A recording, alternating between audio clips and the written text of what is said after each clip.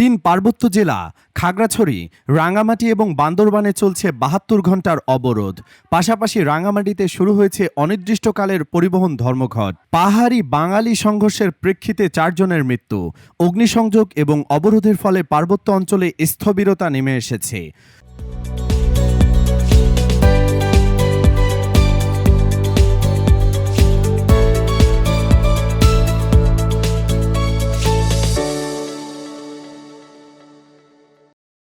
শনিবার সকাল ৬টা থেকে খাগড়াছড়ি, রাঙ্গামাটি এবং বান্দরবান জেলায় শুরু হয়েছে ৭২ ঘণ্টার সিএইচটি ব্লকেট। এই অবরোধের কারণে সড়ক ও নৌপথের সকল যোগাযোগ সম্পূর্ণরূপে বন্ধ। এতে দূরপাল্লার যানবাহন, স্থানীয় যানবাহন সহ বিভিন্ন যোগাযোগ ব্যবস্থা স্থবির হয়ে পড়েছে। সাধারণ মানুষের দুর্ভোগ চরমে পৌঁছেছে। বিশেষ করে যারা পার্বত্য এলাকা থেকে ঢাকা সহ অন্যান্য বড় শহরে যাওয়ার প্রয়োজন ছিল, পর্যটকদের সংখ্যাও কমেছে এবং স্থানীয় ব্যবসায়ীরা ভোগান্তিতে পড়েছেন।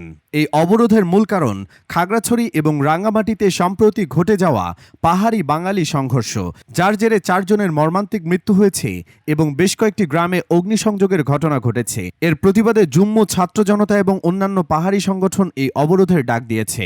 এছাড়াও United People's Democratic Front, UPDF এবং অন্যান্য রাজনৈতিক দলও এই কর্মসূচির প্রতি সমর্থন জানিয়েছে। অবরোধের পাশাপাশি রাঙ্গামাটিতে চলছে অনির্দিষ্টকালের পরিবহন ধর্মঘট। স্থানীয় পরিবহন মালিক সমিতির ডাকে আজ সকাল থেকে বাস, ট্রাক, সিএনজি চালিত অটোরিকশা সহ সকল ধরনের যানবাহন চলাচল বন্ধ রয়েছে। গতকাল রাতে রাঙ্গামাটিতে মালিক সমিতির জরুরি সভায় এ ধর্মঘটের সিদ্ধান্ত নেওয়া হয়। তারা বলেছে, পরিবহন শ্রমিকদের উপর হামলা, প্রতিবাদ এবং নিরাপত্তার দাবি আদায়ে তারা এই ধর্মঘট করছেন। অবরোধের ফলে পার্বত্য অঞ্চলের বেশিরভাগ স্থানে যান চলাচল বন্ধ থাকায় পণ্য পরিবহনে ট্রাক, বাস সহ সব ধরনের বাণিজ্যিক যানবাহন চলাচলও স্থগিত রয়েছে। ফলে চট্টগ্রাম, ঢাকা এবং অন্যান্য জেলা থেকে এই এলাকায় জরুরি পণ্য সামগ্রী সরবরাহ ব্যাহত হচ্ছে।